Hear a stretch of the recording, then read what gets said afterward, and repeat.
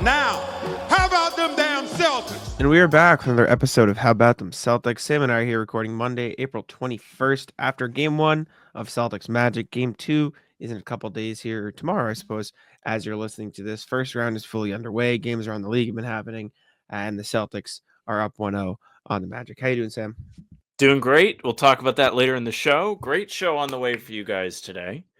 We'll be picking up the scraps after game one, pointing out some things. We'll go through some Tatum stuff, take a look at how he did in game one, and then we'll also take a look at Mazzulla telling Tatum to get off his ass. We'll also go through your emails. Thank you very much to all of those that email us, hbtcpod@gmail.com. Go ahead and get them in. Then we'll go around the NBA. This is the most wonderful time of the year to go around the league and look at everything that's happening in the playoffs. We also have some new Mavs stuff, which just feels like a little bit like beating the dead horse at this point, but somehow it's always something new and it's just always awful. And then we'll do the rat list and we'll get up out of here. Make sure you subscribe and leave a like. Hit the bell so you don't miss any of it. We're giving you great playoff coverage for the Celtics and the rest of the NBA. Full pods drop Tuesday, Thursday, Sunday. Game recaps drop the morning after each game, and other videos are on the channel in between to keep you up to date with all things Celtics. Yes, sir. Let's jump right in, and we'll start with Tatum. Jayson Tatum did not have the best game one in this series, and people immediately started talking about it on Twitter and everything because that's what they're going to do. Tatum finished game one. Again, the Celtics got to win. He had 17 points, 14 rebounds, 4 assists, a steal, and a block. He filled up the stat sheet, but he shot just 8 of 22 from the field and 1 of 8 from 3. He was a team high plus 23, so he did impact winning and make the Celtics better when he was on the floor. But the shooting struggles certainly stood out from the box score immediately. Some people on Twitter went back to the old narrative of, oh, look, this guy, he's getting carried by his team. Meanwhile, Shea had, I think, shot like 10% from 3, and everyone was like, okay with it. People don't like Tatum, and that's okay. He also missed all 4 free throws, which was uncharacteristic. But Yeah. We can go through. We'll take a look at the shots, see what we think. Was he forcing? Were they doubling? What was the pressure like? Were the shots he should have made, etc. But yeah, Sam, any thoughts before you go through? I said to you yesterday when we did the post game, I really feel like Tatum, when he did force, it wasn't in a moment where you were like, wow, they really need to get a good shot. Like, it wasn't when everything got tense in the second quarter and Orlando storms back from being 12 down. It was more of like, oh, we're up 15. And that's kind of how it goes for the Celtics, is like up by a bunch of points. The stars are like, watch this. And then sometimes it leads to the other team coming back. Didn't happen on Sunday, which is a thing we can all be thankful for here. But off the top of my head, I don't remember him taking shots. It just made me upset, where I was like, really? That's what they went with when they needed a bucket on this possession? So I think that's a positive, because there are plenty of times with Tatum that I specifically will come on here and be like, can you believe this? Like, again, this is what we're doing. Step back 3, big spot. But it really didn't feel like that in game one. But I guess we're going to see. Maybe I'll just look really dumb in about 5 minutes as we take a look. We can look. I have yet to watch these either, so I don't actually know what Tatum's shot attempts looked like from this game. I haven't had the chance to go back and watch, but let's see what we think of Tatum. I will pull up here the shots, and I'll describe it obviously for audio listeners as well. First shot, first or second possession. I think Celtics' first possession of the game. Tatum drives left on Paolo Banchero, gets a tough shot at the rim. Paolo defends it pretty well. Maybe could have been a foul, but this is just not going to get called in the playoffs. Misses a shot, probably could have made. How do you want to do this? You want to just play a few in a row and then we can talk, or do you want to go quarter by quarter? Yeah. So we don't just. Yeah, why don't we go quarter by quarter? That's Okay. a good way to do it. First shot, Tatum drives left on Paolo, gets him a little bit out of position, takes a tough layup in and out of the rim. Probably could have made it. Is what it is. Next one, gets Wendell Carter switched onto him on the perimeter, drives, takes a step back 3, creates some pretty good space, but it was just long. He was picking on Wendell Carter a lot of this night. He created good space for himself because Wendell Carter cannot guard the perimeter, but he misses the step back 3.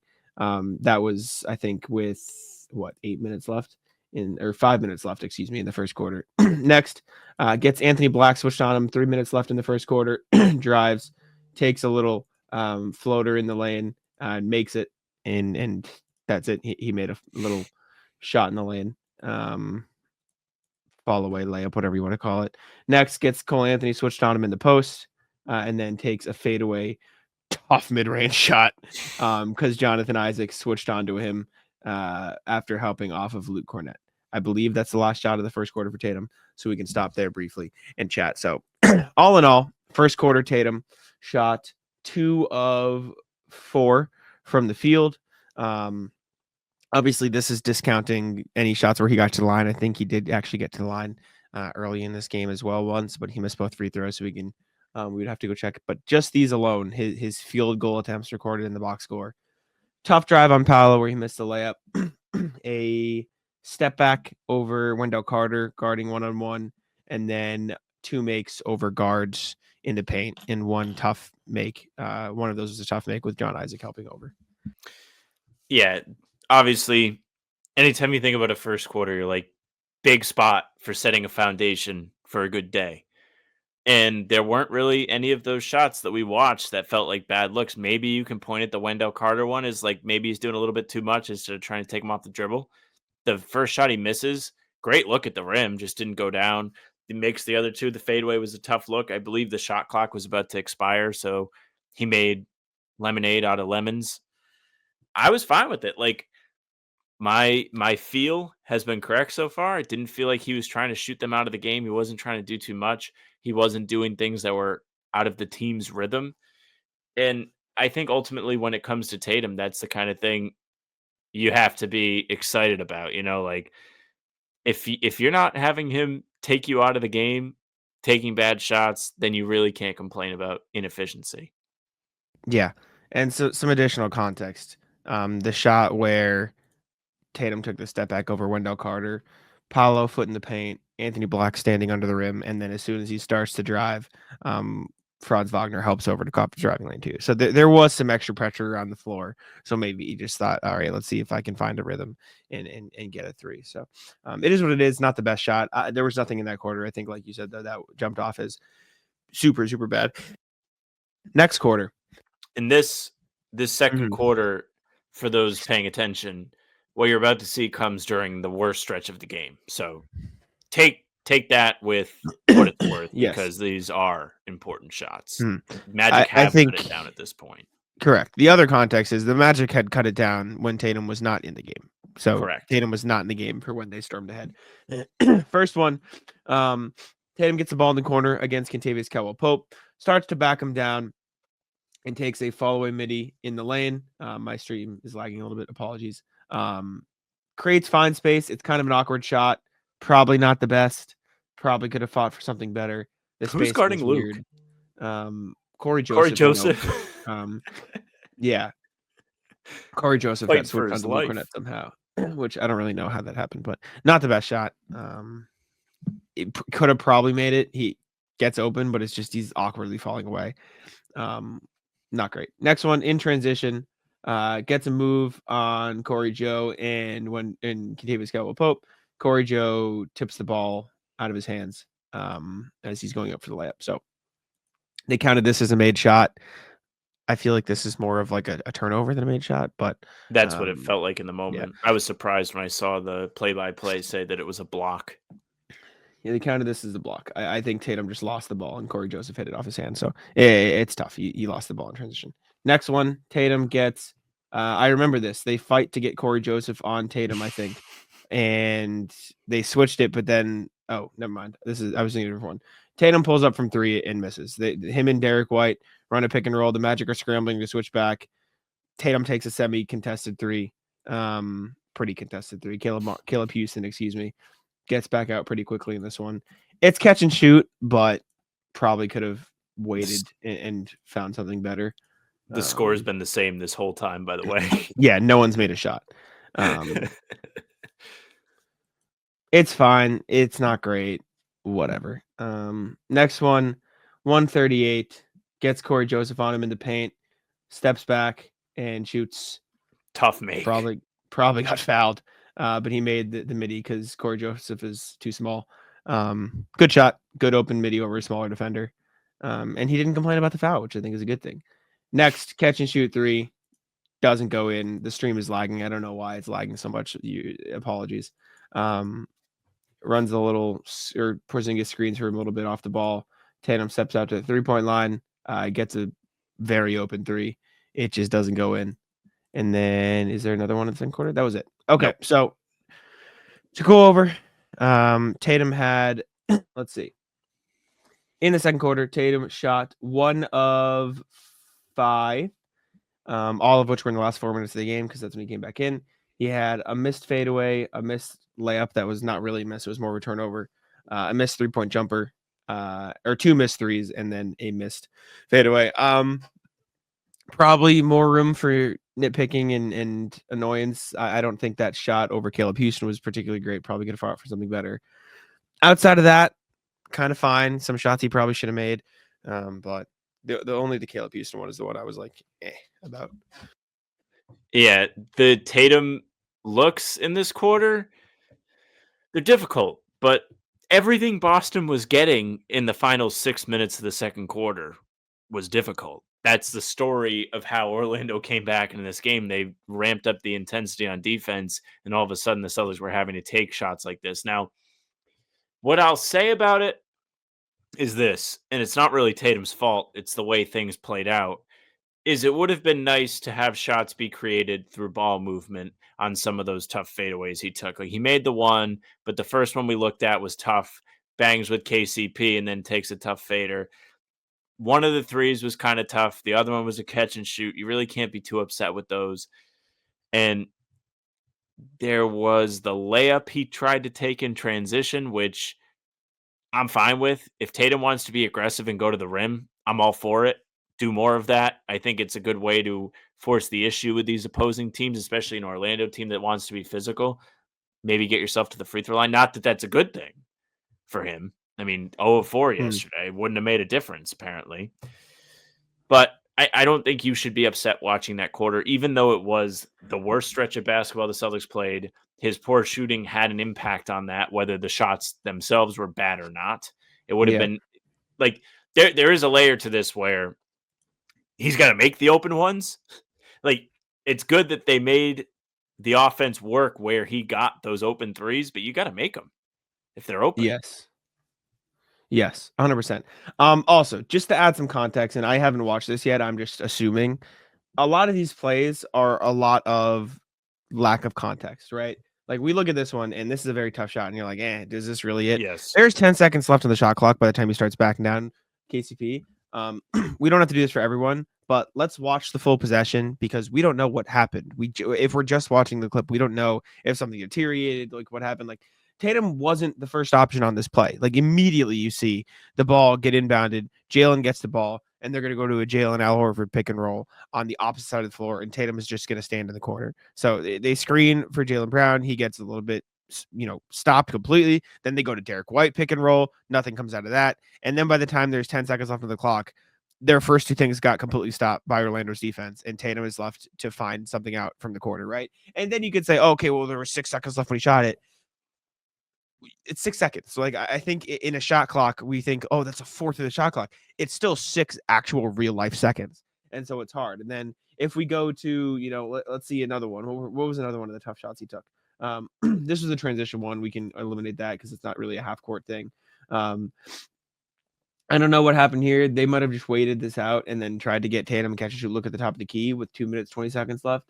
So we can take a look at that one. Like, if we fast forward to when they are running that one where he got the catch and shoot over Caleb Martin, like, we look at this play, it comes off of a scramble and transition. Paolo misses a shot.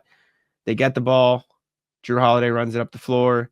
They get it to Derek White with 19 seconds left, 17 seconds left, 16, 15, and then they finally get in to the Tatum, Derek White screening thing, which didn't even go according to plan. I think their goal here was to get Tatum going downhill towards the basket and have him slip out. But the Magic fought to keep their defensive positioning, which is a credit to them. They did a good job. Like, they screened. I think they wanted Caleb Houston to switch on to him and Corey Joseph to get under Tatum so he could post him up, but they didn't. They just accepted it and stayed there, and then it got left with what it was. So my point being, when we're watching these clips over here of like, oh, here's this 10-second, thing of how the actual shot came to be, we don't have the full context of what the possession before it looked like. So just something else to consider as we look. But we can move to the third quarter here. And if there's anything that we look at that is like, why was that the play? We can go over to the other monitor. Okay, Take a look.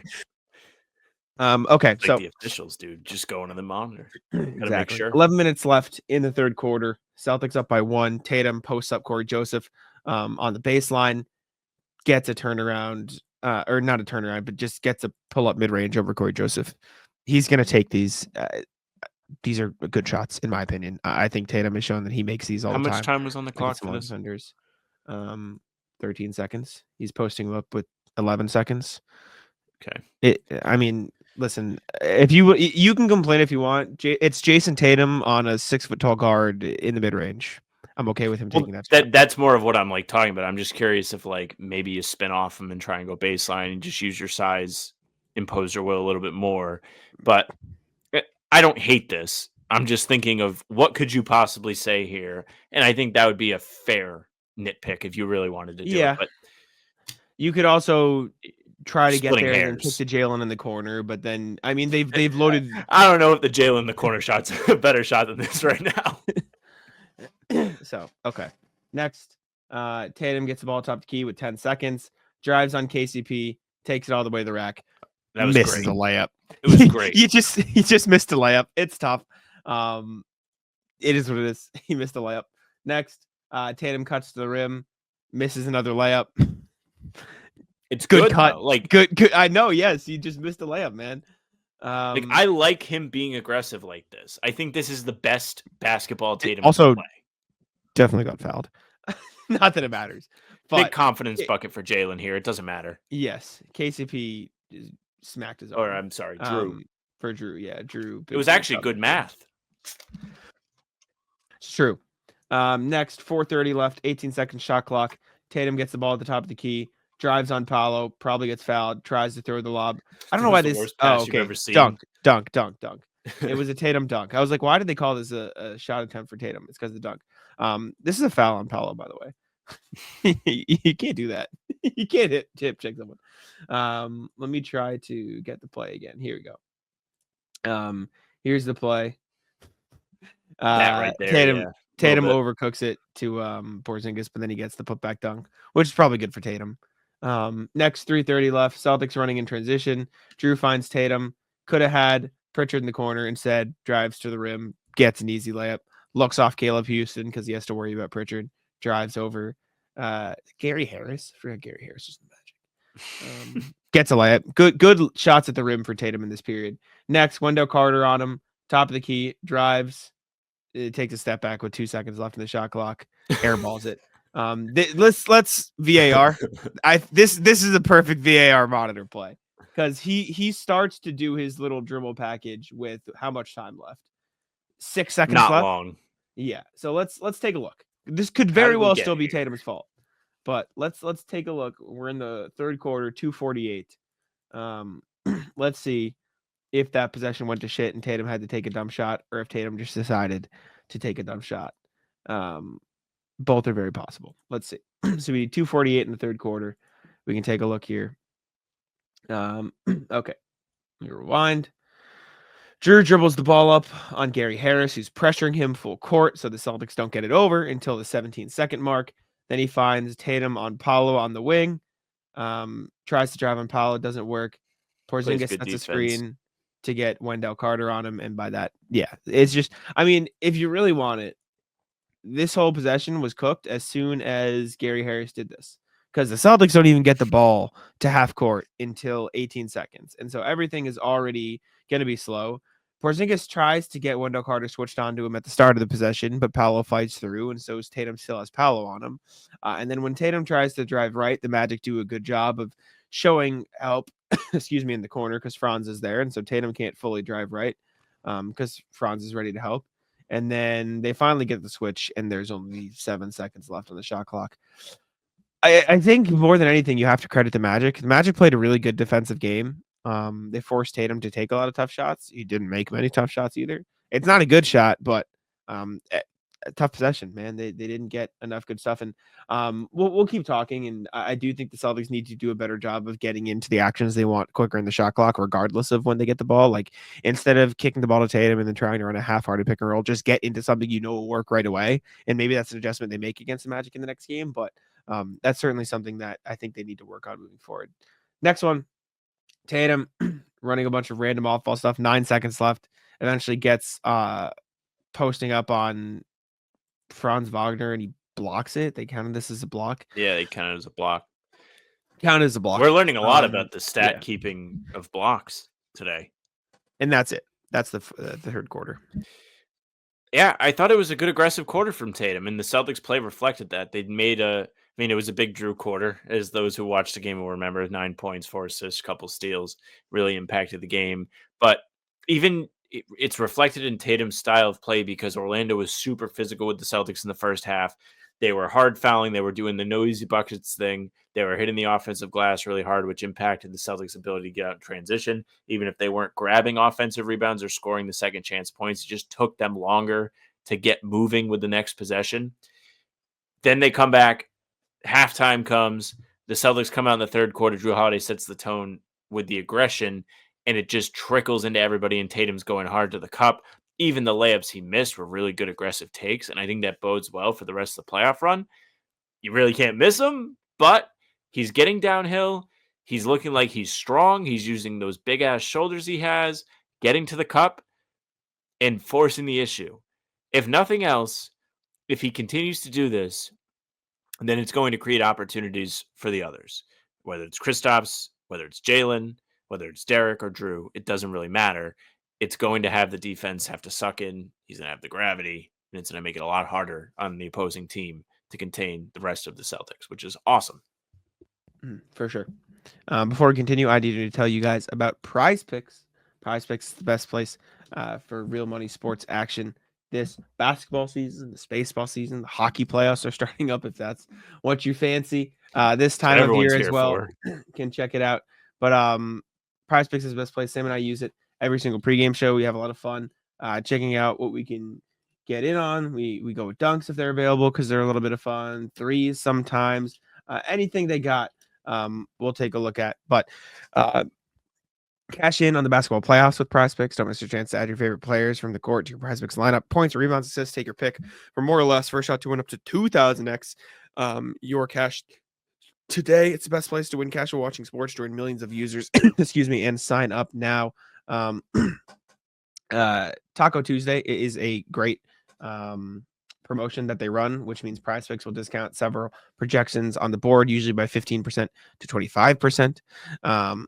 It's a great place. And don't miss your chance to add your favorite players from the ice to your PrizePicks lineups to goals, points, hits. Betting on hits would be very fun in hockey. Actually, you're just rooting for them to slam into each other. So shout out. And you can mix and match too if you want to pick hockey players, basketball players, baseball players, throw them in the same lineup. You can do it. Download the app today and use code CLNS to get $50 instantly after you play your first $5 lineup. That's code CLNS to get $50 instantly after you play your first $5 lineup. PrizePicks, run your game. All right, back to these Tatum shots and what we got cooking here. Last quarter, I believe we have, is the fourth, and I will pull it back up so you guys can see. Fourth quarter, starting off with 9:19 left. Tatum has Paolo on him, sends him to the shadow realm. Oh, this is my favorite shot of the game. Go ahead. All right. Paolo goes backing up all the way. Wendell Carter doesn't actually switch onto him, and then Tatum misses a wide open three. Is that why it's your favorite shot of the game? It's my favorite shot of the game because if you're like, okay, he sends Paolo back, right? And then there's like 5 seconds of Tatum like, oh shit. And then he doesn't realize. I think if you're ever looking for a play that proves Tatum is more comfortable shooting off the dribble than catch and shoot, this is it. Just that he wants. You mean he's more comfortable catch and shoot than off the dribble? No, I think he's more comfortable off the like. Look, he literally like does a whole dribble package before he shoots. I think he's just more comfortable shooting. That's why it's funny. Him doing stuff, yes, and he even though missed a wide open three. Here's what I'll say about this play because I get it. Anybody that's played basketball, even like a little bit, like just for fun, has like the little dribble they do before they shoot if they're just shooting around by themselves, and it just feels good. You have the muscle memory that comes along with that motion. And I get it. Like, you're trying to reset yourself. Sometimes in the NBA, it's really surprising when you're as wide open as he was, and you have to just kind of return to the basics, know what you know, get the shot up. But it is hilarious that even when he has no reason to do it, he does take a step back three. I don't think he stepped back. I think he stepped in. Oh, he stepped back. I don't think he stepped back. This is also this Franz shot was in the fourth quarter. We can look. I don't think he stepped back on this three. I think he kind of like goes. He steps inside the guess. arc and then does maybe you could say guess. steps to the side. Yeah, I don't We're think both he took right. a full step back. Sure. Okay. Next one, because this film is really starting to piss me off. I'm really tired. I want to go to fucking bed. Next one. Can we get appreciation for Tatum Jack in the dribbles comments, at the please? top of the key. Tatum dribbles at the top of the key. Pritchard goes to set a screen for him to bring Paolo into the play. I'm gonna refresh here because this is just not playing. All right, let's find it right here. So Pritchard goes to screen him for him to get Paolo in the play instead of Franz. The Magic try not to switch it, end up half switching it, and so Tatum takes a pull-up three over Paolo from a little bit deep. Goes in. Does hit the three. It's the 1-3 he made in the game. Also late-ish in the shot clock. There were 5 seconds left. So he kind of also right after he fell on his wrist or whatever happened to his wrist. Yes. Immediately after makes his first three of the game. It make sense. John Isaac on him for this next one. Dribbles around. I don't know if he got fouled. This isn't a good angle. Tatum clearly thinks he got fouled. It misses a layup. Probably shouldn't have made it. He drove to the rim. Tough. Next, another three. He's got Franz on him with 5 seconds left in the shot clock. Has to pull up over him. Wasn't even close. And then the last 2 shots of the game. Tatum on Franz. Drives left. Gets to the rim. Gets an easy bucket. Got around him. Last one. Tatum on Paolo. All the way to the top of the wing. Drives on him.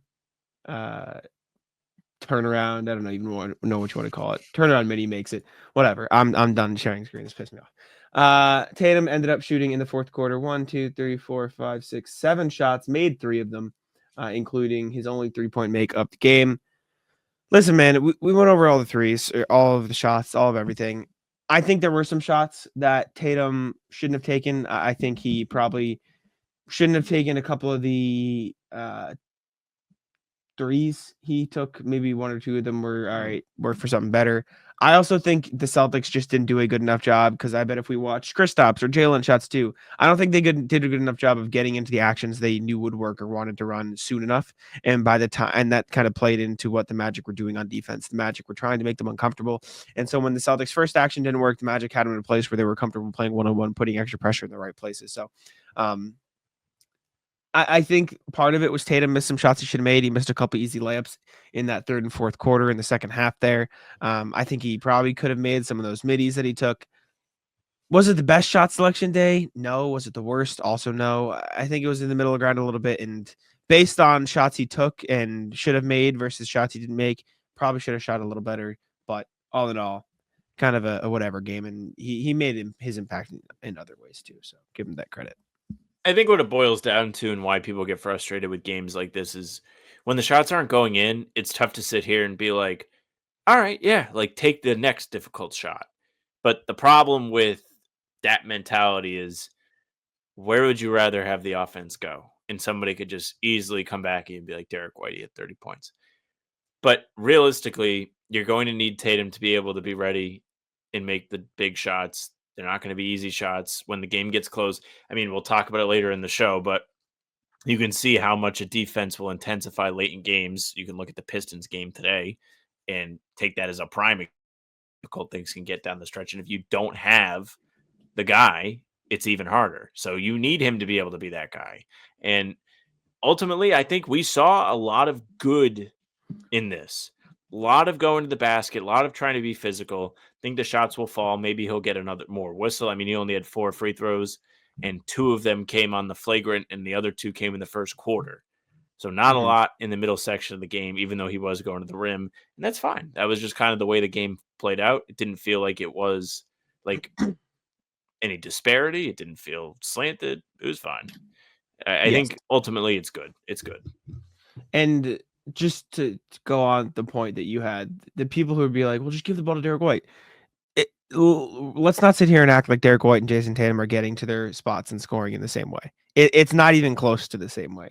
Derek White is playing almost exclusively off the ball at this point with Tatum and Brown and KP healthy. And he is benefiting from the gravity that they are able to create because they pose the scoring threats. And being scoring threats comes with you're going to have to take some tough shots from time to time because I'd have to go back and look. I would say at least 5 of Tatum's shots came within the last 5 seconds of the shot clock. And that's a product of, like, as much as people might not like it, their best one-on-one scorer is Jayson Tatum. It just is. He's the best one-on-one scorer on the Celtics, and just because he didn't make a lot of his one-on-one shots in this game doesn't change that fact. And so you're almost always going to have worse stats in those spots because of the pressure it puts on defenses and how defenses can focus up in that way too. So I don't know. I think there's that context too. All that's to say, Tatum could do a little bit better to find better spots in certain areas, but I also do think he just missed some easy shots. Next, Joe Mazzulla. This came out after we recorded. Was apparently screaming at Jayson Tatum on the sidelines to get up when he was injured against the Magic. So Tatum got fouled by Kentavious Caldwell-Pope. It was called a flagrant foul, and he was laying on the ground in pain. A trainer walked up to the sideline and was about to go out and help Tatum, and Joe Mazzulla stopped him, said, "Don't go out there," and then yelled to Tatum to get up. I'll play the clip so you can hear it here. Just take a listen. Officials will obviously look at that. He yells, "Get up!" Which is just You think Tatum all heard time. him? Any chance Tatum heard him from that far away? No, Tatum wasn't paying attention. Do we think this is a get up like out of a Rocky movie? Like if Adrian sees Rocky get clocked and she's like, "Oh my God, please get up! I need you to get up because I love you so much." Because Joe loves the players a lot. Or do you just think he thought he was being a pussy? Second one, for sure. My mom was talking to me about this today, and she was like, "Hey, why didn't anybody ask Joe about that in the post-game press conference?" My mom will do this thing once in a while where she just acts like none of the media does a good job. And today was one of the days I was like, "Well, Mom, actually, I don't think any of us would have seen that because we didn't have the TV broadcast on." What'd you say when you said that? That was the end of the conversation. That was it. Okay. All right. Yeah. Just psycho Joe entertaining thing. We have no emails today, so we can move right into NBA. And we can talk about the Knicks and the Pistons. The Pistons win game 2 in New York, take down the Knicks. Cade Cunningham had a big game. Jalen Brunson had a big game, and everyone else in the Knicks did not have a big game. 100-94 win for the Pistons. A pretty ugly game, I would argue, especially down the stretch. I caught the second half for the most part, and I don't know the exact stats. I'm going to look now. My eye test told me the fourth quarter shooting was horrendous. Jesus Christ, I was right. Oh, my God. The Pistons shot 2 of 7 from 3. The Knicks shot 2 of 11 from 3. The two teams shot a combined 13 of 34 from the field in the fourth quarter. Not very good, but Pistons got a win, and the series is tied 1-1. Yes. What a great night it is. The Pistons could very easily be up 2-0 in this series if they didn't have a historic meltdown in game 1. They did their best to try and replicate it in game 2. They were up 12 in the fourth quarter. This game ended up being tied at 104 apiece, or was it 94 apiece? 94 apiece, rather. Then the Knicks didn't score again. So the Pistons finished the game on a 6-0 run. Schroeder makes his big 3 to make it 97-94. And it ultimately was a really fun basketball game until the Knicks went into the bonus halfway through the fourth quarter. And then Jalen Brunson had his grift trickle all over the rest of the Knicks. Like OG Anunoby was running up the court and just fell and got to the free throw line. Josh Hart got killed on a rebound opportunity, so he got free throws too. But there were situations where the Knicks didn't even have to get over half court, and they were shooting free throws. And then the Pistons somehow end up shooting 34 free throws in this game compared to New York's 19, which it felt like all of them came in the fourth quarter. But outside of that, actual fun basketball talk, not hating talk, Cade was unbelievable in this game. And you knew it right from the beginning. Comes out in the first quarter after having that meltdown in the fourth on Saturday. Has, I think, 8 points, like back to back to back to back. He's making tough, like, turnarounds on the baseline. He looks like a superstar. He had a transition play where he went behind his back on Bridges, sent him completely in the wrong direction, and throws down a monster dunk. It was a playoff coming out party for Cade today. Really fun to watch. And again, I feel like the Pistons have been the better team in this series for 6 quarters.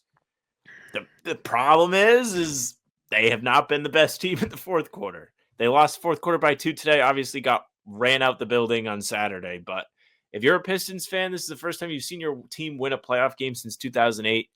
It's exciting. They look competitive. They look like they could really be a threat. They're going back to the fortress that is Little Caesars Arena in Detroit. That place on Thursday night is going to probably be jumping as loud as it literally has ever been. This arena is relatively new. Like, probably has never been this big of a game in that building. Yeah. No, Cade was awesome. 11 of 21 from the field. Only 1 of 4 from 3, but 12 rebounds was huge. He had 3 assists, 2 steals. The one thing I'll say about Cade is, you know, the way we talk about Nemi, how you'll get like either the best or the worst, like the banana split Sunday or the spoiled milk. That is what Cade turnovers are. Like there is no like normal Cade turnover. It is either he throws the coolest pass you've ever seen or the most egregious "what the fuck are you doing" turnover you'll ever see in your life. And that's just the Cade Cunningham experience. But seriously, awesome, super sick.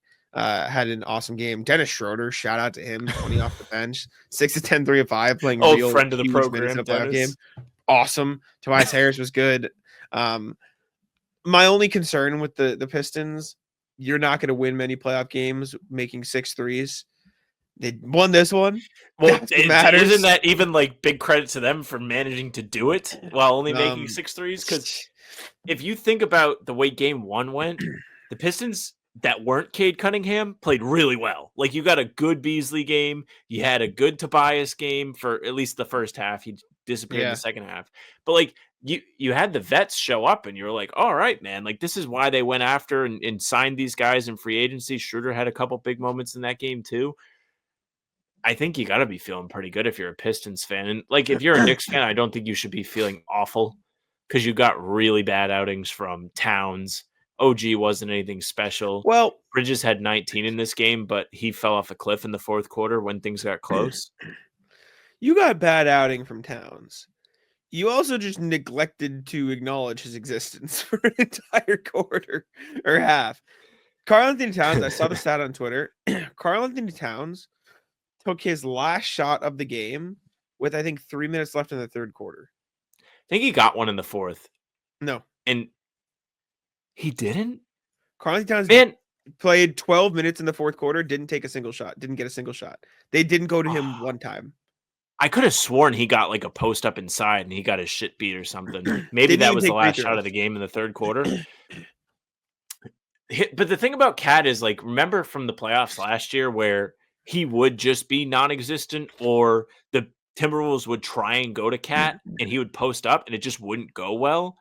I think that comes into play a little bit here, where when the game slows down, you don't really want to give him the ball and Brunson remains like the run a pick and pop, complete number one. Oh yeah, roll. It's possible. Like, you can't. But when the game plan is Brunson jump into the guy, the pick and pop doesn't even need to happen.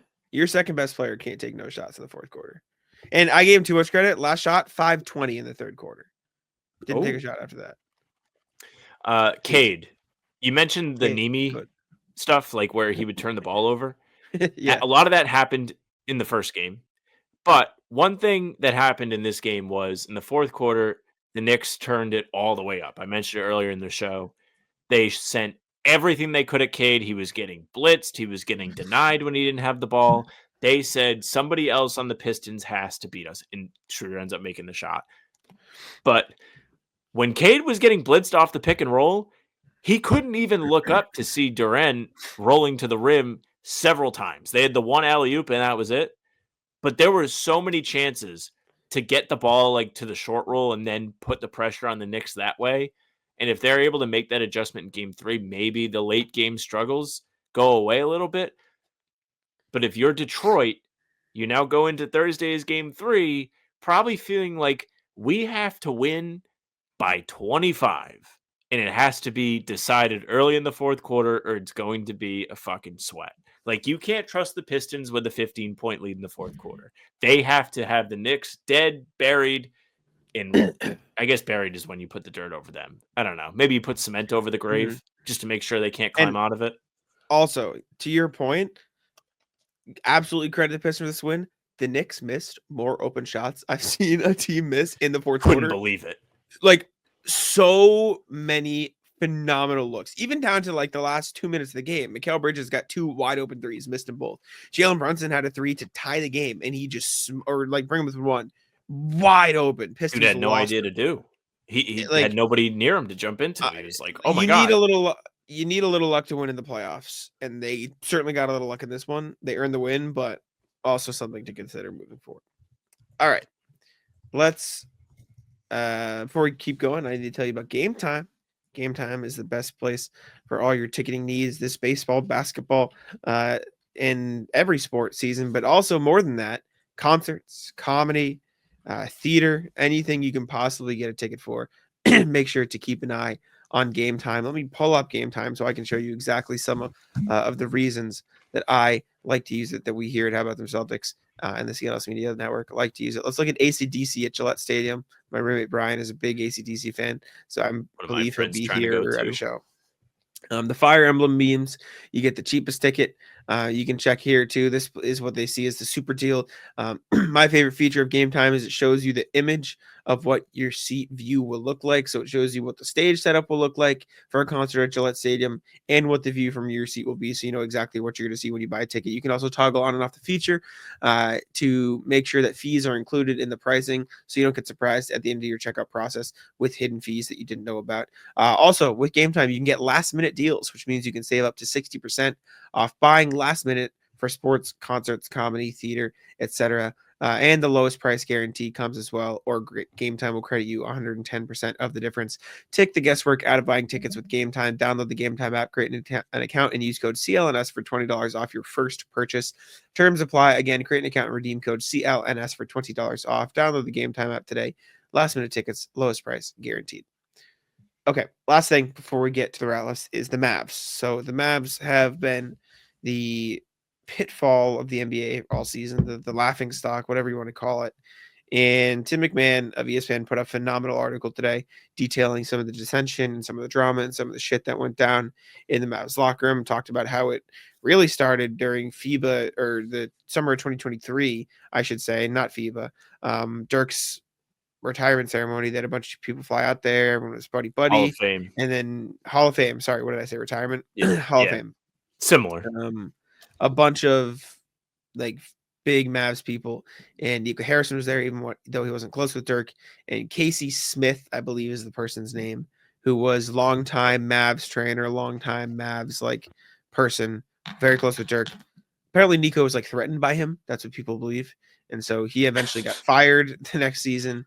And then the 2 trainers brought in to replace Casey Smith butted heads and didn't get along for the entire time. It was a whole mess. And then all the way leading up to this past year when they traded Luka, it was mad at Luka, don't believe it, varying timelines, and just a complete and utter disaster behind the scenes with the Mavs training staff and everything going on. Go read it. I'm not going to pull up a bunch of quotes and details because I think everybody should go read the story anyways. It's a phenomenal story. But holy shit, the Mavs are a disaster. The Mavs. So there was a lot of interesting stuff in this. One of my favorite parts of this article was Derek Lively hurts himself, right? I think they said it was an ankle injury, misses a couple games. He's supposed to make a return after sitting out for a pair of games, right? Then, so there's 2 doctors involved. I think you mentioned this. And they have beef. One of the doctors is saying, all right, Derek Lively's good to go. The other one's like, why don't we go back, do another check? Dude had a stress fracture in his foot, and they were just about to trot him out there and be like, all right, Derek, like, go ahead, good luck, go catch those alley-oops, man. Like, it's gonna be super cool. Guy could have really, like, I mean, Kevin McHale ruined his career playing on a stress fracture. There's a whole half episode of Celtic City about his stress fracture and how it ruined him and how he had to retire early. That could have been a colossal miss. And then Nico goes up at the like secret press conference they had with like Tim McMahon and the other Maverick reporters last week. Yeah. Is like, yeah, no, that was a good moment. Showed our training staff actually caught it. Like, could have been way worse. What a blessing that was. We had it all planned out. Everything was cool. Nico, I mean, if you're in Nico's position, there is no way to handle this well, I think. Like, I just think he's going to look like he's in shambles no matter what. This is a masterful hit piece on him from McMahon. McMahon just, I mean, all of this stuff we don't really know about with the athletic staff and the training staff. And these guys keep the players you guys all like to watch on TV playing well. It's like having a good mechanic for your car. It's the same thing, except like it's people to people. So the relationships really matter. There's a part in it about Jalen Brunson talking about Casey Smith, who now works for the Knicks because he was fired by the Mavs because he was too negative. He was visiting his family in Ohio because he had lost a family member. Nico is like, hey, we got to meet. He's like, I'm not at the facilities right now. He's like, all right, cool. We can Zoom. Fires him on Zoom. And then he has to wait out the rest of his contract, immediately gets hired by the Knicks because Jalen Brunson knows that this guy rocks. This guy was Dirk's trainer for years. This is just such a great behind-the-scenes look. Go check it out. If I didn't ruin the whole thing, I know Jack intentionally didn't ruin the whole thing, but it was just, it's just like cinema. It's cinema, it's reality TV, which are two completely opposite ends of the spectrum. So whichever you prefer, whichever is your favorite consumption of media, it's exactly what it is. Dallas is a dumpster fire. And if that's not enough, Nico Harrison had his exit interview press conference today and dropped one of the like most egregious quotes of all time. I assume you saw this? So Nico Harrison sits up there on his perch and everyone's asking him questions. And I don't even know the context of how it came up, but he goes, and I need to quote this exactly. So I'm going to take a second and find it. Nico Harrison said, I did know that Luka was important to the fan base. I didn't quite know it to what level. And I'm not even going to let that be enough. I'm going to play the clip so you can hear the words come from this dude's mouth directly. Just listen. Nico Harrison, folks. Important to the fan base. Did know that Luka was important to the fan base. I didn't quite know it to what level. But really, the way we looked at it is, you know, if you're putting a team on the floor that's Kyrie, Clay, PJ, Anthony Davis, and Lively, we feel that's a championship caliber team, and we would have been winning at a high level, and that would have quieted some of the outrage. And so, unfortunately, we weren't able to do that. So it just continued to, you know, go on and on. Is the injury actually the best thing that could have happened for Nico? Because he can just be like, if AD didn't get injured, like we could have won a title. Like, and if Kyrie didn't get injured, we could have won a championship this year. Never would have loved me. There's also a part of this, if you never heard Nico speak before, which is a lot of people. I don't know why he sounds like an 80-year-old man. I think it might have to do something to do with being nervous. Like, you ever speak publicly to the listener? We've spoken publicly many a time. And you get the microphone and you just have that like feeling in your chest that you can't quite project the way you would like to. That's what Nico sounds like in front of the media today, saying, I had no idea that people really liked Luka here. How would I have known that? Man. And then he talked about like the Quentin Grimes for Caleb Martin trade. And he was like, actually, this is a really good question. See, there were so few options for us. And Caleb Martin made the right amount of money for us to get just under the cap. It's just like, bro. I guess I get it. Yeah. But of all the times to like it was so clearly he was like, actually, I'm kind of smart for that one. And everyone's like, no one cares. Shut the fuck up, you asshole. I wonder if Nico falls into the category of somebody who just hasn't been a fan in so long that he can't even relate to what's happening amongst his own fan base. Like, he's been an agent for like the last 20 years. He's been in the front office for the Mavs now. When do you think the last time he really cared whether or not a team won that he wasn't involved with or didn't know one of the players or something like that? Like, it's got to have been forever for him. When is the last time he what? Explain what? Like, that he just like was observing a game as a fan. No involvement, Oh, long. wasn't representing a player, wasn't working with them on a sneaker deal, wasn't the general manager of their team. Has to have been like 25 plus years. Yeah, long time for sure. Long time for sure. Wow. Yeah, I feel bad for Mavs fans. Like, it's so bad. And listen, I think the lineup that Nico just talked about, the Kyrie, Clay, PJ, AD, Lively, I think that will be a good team. Like, I think if they can be healthy and that team can play, they'll be a playoff team in the West. There's just such a small guarantee that they'll be healthy, as we've seen this year with the people Nico has employed behind the scenes. And Kyrie's going to be coming off a fucking ACL tear next year. And it sounds like the training staff sucks. Like, to go along with that. Exactly, So that's what I'm saying. how well is that going to go for them? Before just a complete and utter mess. Before we do the rat list, I do just want to. We can do it quick because I know you're tired, so we're not going to do this too long. There were 3 other games on Sunday. We can talk about them quickly. We have the 1-0 leaders in the clubhouse for the rest of these playoff series. First one was so bad that there has been an influx of discussion of whether or not you should have multiple wins counted if you win a game in a playoff series by enough points. The Oklahoma City Thunder beat the brakes off the Memphis Grizzlies for the entire game. Humiliated them. Not good. Not good for the Grizzlies. Not good for the Grizzlies. The Thunder are just a better basketball team. I think it's just that. I don't know how much else there is to dissect. The Thunder are better. The Thunder are a lot better. That's just kind of it, right? I don't really got much else. I'm laughing because it is what it is. Like, there's nothing wrong with feeling this way. But Jack was feeling better than most about the Grizzlies on Sunday before the Celtics I like game. the Grizzlies. Still post 50-point loss. I like the Grizzlies a lot. I like John Moran. I like Jaren Jackson. I like all the pieces they have. They just got smoked. I don't know, man. They just got killed. I don't. Sometimes when it rains, it pours. Yeah. It's fair. Yeah, I don't know. I don't know what the series has in store. Probably just gonna get packed up. But I still like the Grizzlies, like as a concept, as a team. I just think they need I like to the idea of them. figure things out. They have good players. I think they have good players up and down the roster. It just hasn't worked. The Cavs beat the Heat, which everybody kind knew of a would good happen. game until the very end. I didn't watch a lick of it.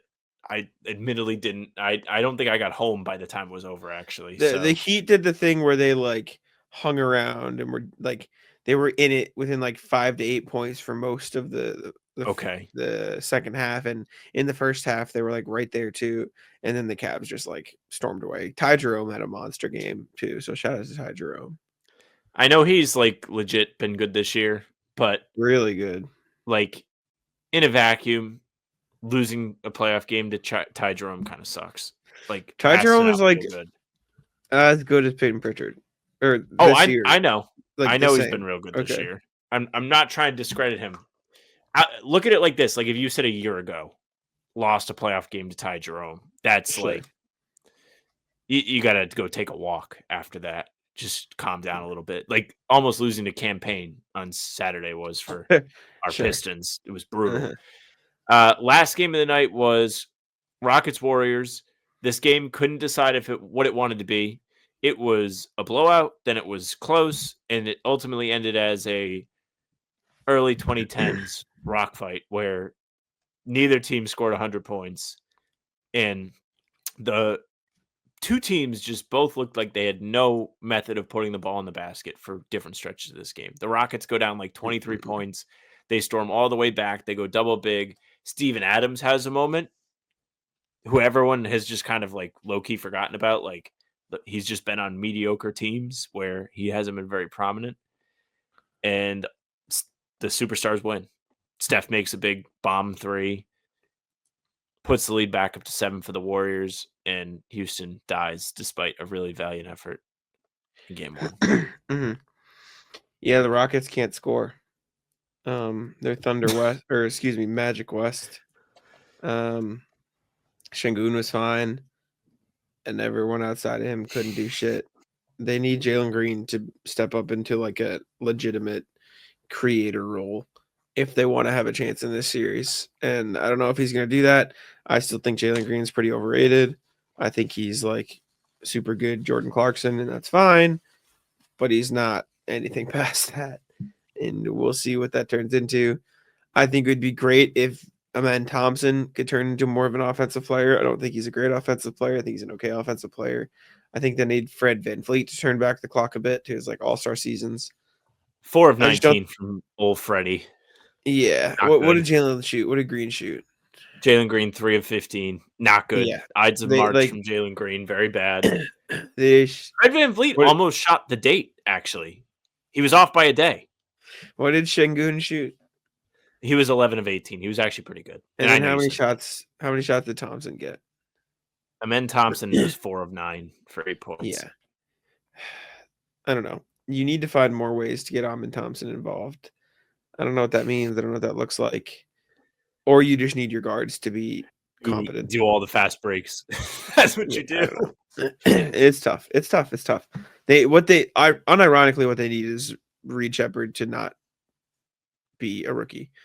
I still have my Reed Shepherd stock from when the draft happened. I think he's really, really good. He's just buried in an Ime Udoka system that doesn't give minutes to young players.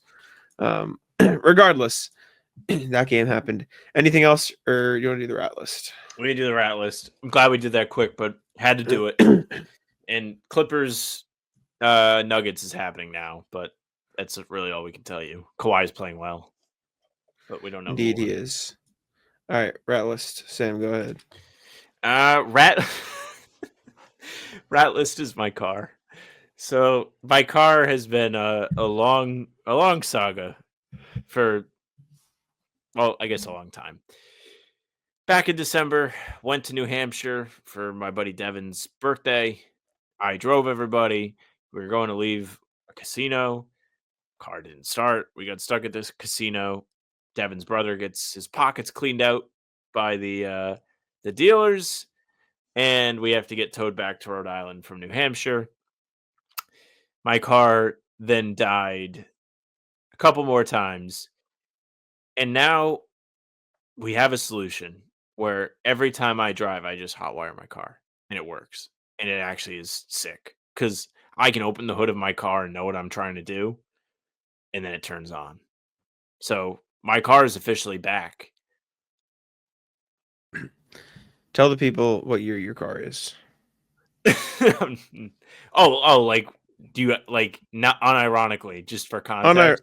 Unironically, for the context, because you're rat listing your car, and these people are probably thinking that sucks. His car is shitting the bed. Tell them what year your car is. My car is a 1994 Toyota. It's older than me, the car. Mm-hmm. Yes, but it has a super sick new radio that I got for Christmas.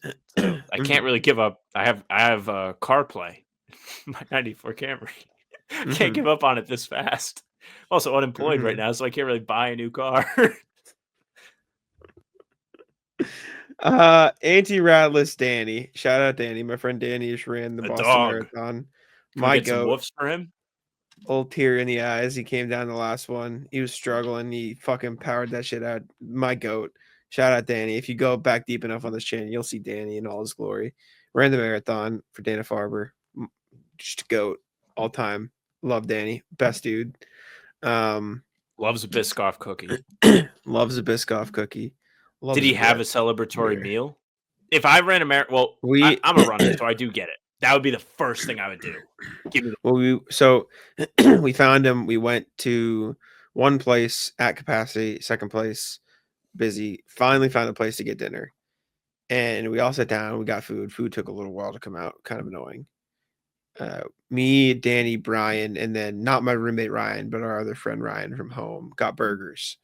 And then there were a bunch of us, so other people got other stuff. Perhaps of all the burgers I've ever ordered from like restaurant burgers, the worst burger I've ever had. Oh no! Disaster. And this wasn't even like me being like, oh yeah, like me personally, it sucks. I don't think anybody who ordered a burger of the four of us finished the burger. It was Dude, that bad. It was like, let me run you down.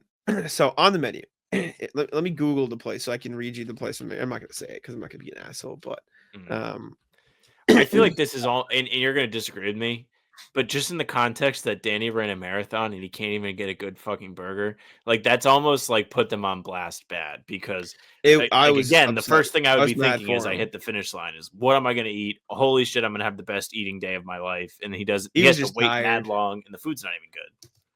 Yeah, he was just tired. Where is? Stop showing me cocktail menus, bro. I'm gonna have a fit. Never a good sign. Please God, show me the fucking stupid As you look. menu. I found it. Okay. Go ahead. No, did what? Go ahead. You go ahead. Did Danny did his body like cramp up real bad or anything? Is he like super stiff? I know that happens to people that did the marathon or have do super long. He was actually races or walking all anything right. like that. Yeah, He was actually doing pretty okay. good. Good. Shout out Drew I Carter, like you by the way. also. He also did the Shout out marathon Drew today. Carter. Shout out to Drew Carter. 3:48 is his time. Can't find the fucking. I saw somewhere. Pretty good. Shout out Noah's roommate Kelly. Qualified, which I didn't know, ran a 3:03. Oh, that's pretty good. Ridiculous. Yeah, that's insane. That's what. So 26 over 3 is like about 8 miles an hour. Yeah. And then this kid I graduated, his name's Troy Kent. Shout out Troy. Ran a 2:45. Not to be confused with Roy Kent. Yes, not to be confused. I can't find the exact stupid fucking menu of this burger. It was like tomatoes, red onions, but like sauteed red onions, lettuce, and whatever. But the tomatoes were like the stupid yellow tomatoes. And then no sauce on the burger, no mayo, no ketchup, no nothing. There was no sauce that came on the burger. And it was perhaps like one of those brioche buns that like falls apart as you're trying to eat the burger. Yeah. It was just like it tasted like bread. It was ass. Like truly the worst burger I've ever had from a restaurant ordered. Like perhaps there have been some ballpark burgers or some other stuff. Like I was sitting there and a McDonald's commercial came on and me and Brian were just think about what we could have had. And $22, by the way, for this burger. And it was just horrible. Just complete ass. That reminds me. So I was watching the playoffs on Saturday, and the Burger King commercial comes on. Yeah, and they don't have the guy doing Whopper, like the original Whopper guy. They had like a ensemble of different voices. I was not a fan. Give my man his flowers. He essentially catapulted them back into relevancy. They're still not relevant. That song. Burger King sucks. They do have the best commercials of the three. Those Whopper commercials and their timing can just make your day sometimes. She bet the food is dog shit. That's all I got. I have nothing else. Rattles is Jamal Murray. He keeps wearing these stupid fucking long sleeves to play basketball, which is just something I've never understood. Why people do that? I wonder if it's like compression. I wonder if it just helps his arms. They're baggy. It's a baggy shirt. Not the. I'll pull it up sleeves. right now. I'm watching it. Look at this. I'm sharing it. Take the rat off. Actually, I can do it. I have it right in front of me. Right here is not baggy. This is baggy.